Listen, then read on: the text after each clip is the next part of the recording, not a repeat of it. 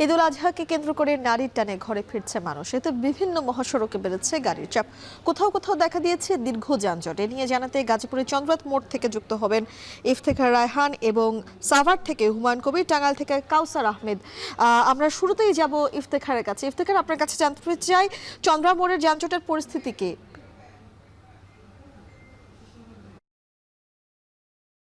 সকাল থেকে ঢাকার ময়মনসিংহ এবং ঢাকা টাঙ্গাইল এই দুটি মহাসড়কে যাত্রী এবং যানবাহনের চাপ অনেকাংশেই বেড়েছে। সেই চাপ কিন্তু বিকেলের পর থেকে কয়েক গুণ বৃদ্ধি পেয়েছে। এর কারণ হিসেবে যদি বলি, গাজীপুর যেহেতু শিল্প এলাকা এবং এই শিল্প এলাকায় প্রায় ৩০ লক্ষ লোকের বসবাস রয়েছে এবং আজকে গাজীপুরের যে শিল্প কারখানাগুলোর মধ্যে 40 থেকে 45% কলকারখানা বিকেলের পরে ছুটি হয়েছে এবং তারা কিন্তু তাদের প্রিয় পরিবার পরিজন নিয়ে তাদের প্রিয়জনদের সঙ্গে ঈদ উদযাপন করতে নিজ নিজ গন্তব্যে যাচ্ছেন। যে কারণে ঢাকা টাঙ্গাইল এবং ঢাকা ময়মনসিংহ এই দুটি মহাসড়কে যাত্রী এবং যানবাহনের চাপ দুটোই কিন্তু বেড়েছে। এর ফলে আমরা দেখতে পেয়েছি ঢাকা ময়মনসিংহ মহাসড়কে তুলনামূলক যানজট কম হলেও ঢাকা টাঙ্গাইল মহাসড়কে যানজট কিন্তু এখন সীমাহীন ভোগান্তিতে পৌঁছেছে। বিশেষ করে যদি বলি যে ঢাকা টাঙ্গাইল মহাসড়কের ভোগড়া বাইপাস নাওজর বাস স্ট্যান্ড সেখানে কিছুটা জটলা রয়েছে। এরপরে মৌচাক থেকে শুরু করে শফিপুর হয়ে পল্লী বিদ্যুৎ এবং চন্দ্রায় এই পুরো সড়কটিতে একেবারেই ভয়াবহ যানজট সৃষ্টি হয়েছে।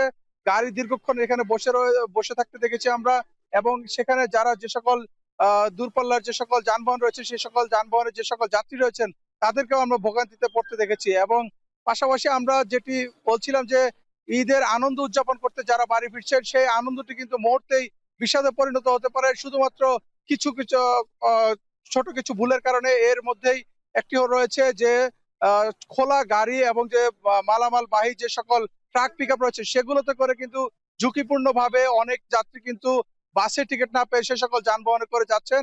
যে কারণে আমরা দেখেছি যে আজকে সকালেও কিন্তু একটি দুর্ঘটনায় প্রায় 15 জন নিহত হয়েছেন টাঙ্গাইলে। তারপরও কিন্তু যাত্রীরা যারা রয়েছেন তারা এই ঝুঁকি নিয়েই তাদের গন্তব্যে যাচ্ছেন এবং পুলিশের পক্ষ থেকে তাদেরকে একাধিকবার নিষেধ করা হলো, তারা কিন্তু সেই নিষেধ মানছেন না। প্রিয়জনের সঙ্গে ঈদ উদযাপন করে তারা ফিরছেন এবং ঢাকা টাঙ্গাইল মহাসড়কের শফিপুর থেকে অর্থাৎ মৌচাক থেকে চন্দ্রা পর্যন্ত প্রায় 10 কিলোমিটার এলাকা জুড়ে ভয়াবহ যানজট সৃষ্টি হচ্ছে। তো এই ছিল আমার কাছে গাজীপুরের মহাসড়কের পরিস্থিতি।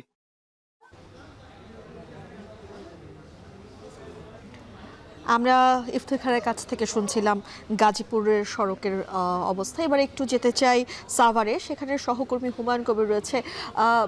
হুমায়ুন, একটু জানতে চাই, আজ সারাদিন জুড়েই তো মুষলধারে বৃষ্টি পড়েছে, তো সেই জায়গা থেকে সাভারের কি অবস্থা এবং সেই রেঞ্জ ধরে কি সড়কে আসলে যানজটের দেখা পেয়েছেন কিনা এবং বৃষ্টিতে নগরবাসীর কোনো ভোগান্তি হয়েছে কিনা?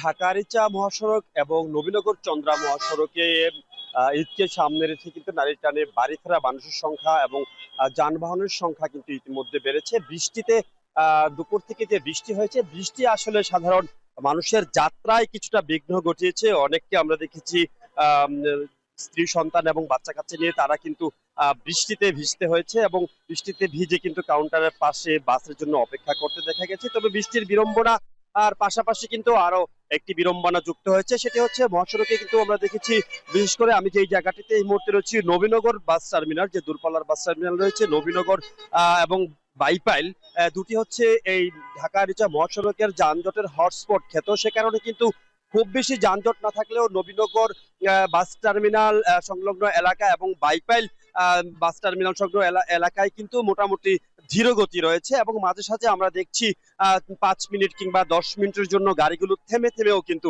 যাত্রা করছে। আর মূল কারণ হচ্ছে বাইপাইলের যেই এলিভেটেড এক্সপ্রেস ওয়ে রয়েছে সেটি নির্মাণ কাজের ধীরগতি, খানাখন্দ এবং সড়ক সরু যাওয়ার কারণে কিন্তু এই ধীরগতির সৃষ্টি হয়েছে। তবে এই ধীরগতি এবং যানজট নিরসনে পুলিশের পক্ষ থেকে বলা হয়েছে তারা তাদের অতিরিক্ত ফোর্স মোতায়েন করা হয়েছে। হাইওয়ে পুলিশ এবং ঢাকা জেলা পুলিশ কিন্তু একই বিষয় নিশ্চিত করেছেন। কিছুক্ষণ আগে কিন্তু ঢাকা জেলা পুলিশের যিনি পুলিশ সুপার রয়েছেন তিনি কিন্তু যানজট পরিদর্শনে এখানে এসেছিলেন এবং আইন শৃঙ্খলা বাহিনীর সদস্যদেরকে প্রয়োজনীয় নির্দেশনা দিয়ে কিন্তু এখান থেকে ফিরেছেন। এছাড়া আসলে তেমন কোনো সমস্যা কিন্তু পরিলক্ষিত হয়নি। তবে সাভার বাস স্ট্যান্ডের নবীনগর, পলাশবাড়ি, পল্লী বিদ্যুৎ এবং শ্রীপুর পর্যন্ত কিন্তু মোটামুটি যানজট পরিলক্ষিত হয়েছে এবং বেশি ভাড়া নেওয়ার একটি অভিযোগ কিন্তু রয়েছে।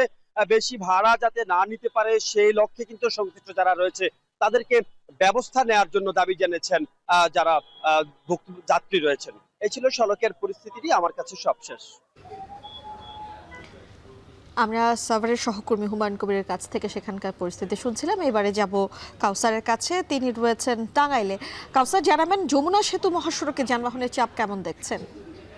আছি এই এলেঙ্গা বাস স্ট্যান্ড এলাকায়। এই যে বাস স্ট্যান্ডে কিন্তু যানবাহনের চাপ অনেকটাই বেড়েছে। আর আমরা দেখেছি বাস স্ট্যান্ডে কেউ 1 থেকে 1.5 ঘন্টা যাবত অপেক্ষা করতে ঘরমুখী মানুষ। এর কারণ হিসেবে মহাসড়কের যাত্রী যারা রয়েছেন তারা বলছেন যে এই মহাসড়কের বিভিন্ন এলাকায় বাস সহ গণপরিবহনের সংকট দেখা দিয়েছে, যে কারণে এই বাসের না পেয়ে অনেকে খোলা ট্রাক ও পিকআপে করতে খোলা ট্রাক ও যাচ্ছে জীবনের ঝুঁকি নিয়ে। আর এই মহাসড়কের যারা যাত্রী রয়েছেন তারা বলছেন যে তাদের কাছ থেকে কয়েক গুণ বেশি ভাড়া আদায় করা হচ্ছে। তারা বলছেন যে বগুড়ার ভাড়া সাধারণত 2 থেকে 250 টাকা হলেও সর্বোচ্চ 300 টাকা হলেও আজকে তাদের কাছ থেকে চাওয়া হচ্ছে 800 থেকে 1000 টাকা পর্যন্ত।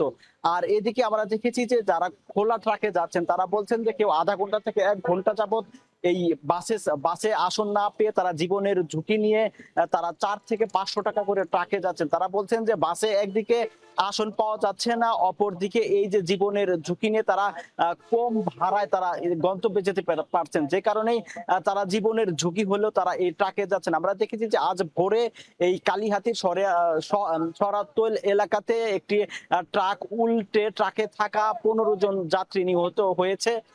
আর আমরা এই মহাসড়কের কয়েকজন পুলিশের সাথে কথা বলেছি, তারা জানিয়েছেন যে সন্ধ্যার পর এই মহাসড়কে যানবাহনের চাপ আরো বাড়বে কয়েক গুণ। আমরা দেখেছি যে স্বাভাবিক সময়ে যে পরিমাণ যানবাহন এই মহাসড়কে চলাচল করে সেই তুলনায় আজকে এই মহাসড়কে গেল রাত 12টা পর্যন্ত 24 ঘন্টায় প্রায় 40,000-এর মতো যানবাহন পারাপার হয়েছে। আর এছাড়াও এখানে টোল আদায় হয়েছে 3,15,00,000 টাকার উপরে। আর এই স্বাভাবিক সময়ে এই সেতুতে প্রায় 20 থেকে 22,000 যানবাহন পারাপার করে থাকে। আমরা দেখতে পাচ্ছি যে আমার পেছনে জেলা পুলিশ, র্যাব সদস্য এবং বিভিন্ন আইন শৃঙ্খলা বাহিনীর সদস্য যারা রয়েছেন তারা দায়িত্ব পালন করেছেন। আর এদিকে সেতু কর্তৃপক্ষ জানিয়েছে গেল রোজার ঈদ যাত্রায় 7 দিনে শুধু যমুনা সেতুর উপরে 92টি সড়ক দুর্ঘটনা, গাড়ি বিকলের মতো ঘটনা ঘটেছে, তখন যানজট হয়েছিল। তবে মহাসড়ক ব্যবহারকারীরা বলছেন যেহেতু আজকে রাত থেকে যানবাহনের চাপ বাড়বে তখন আরো যানজট হবে এবং ভোগান্তি পোহাতে হবে। তো এই ছিল আমার কাছে থেকে টাঙ্গাইল থেকে সর্বশেষ তথ্য। টাঙ্গাইল থেকে সরাসরি যুক্ত হয়েছিলেন কাউসার আহমেদ।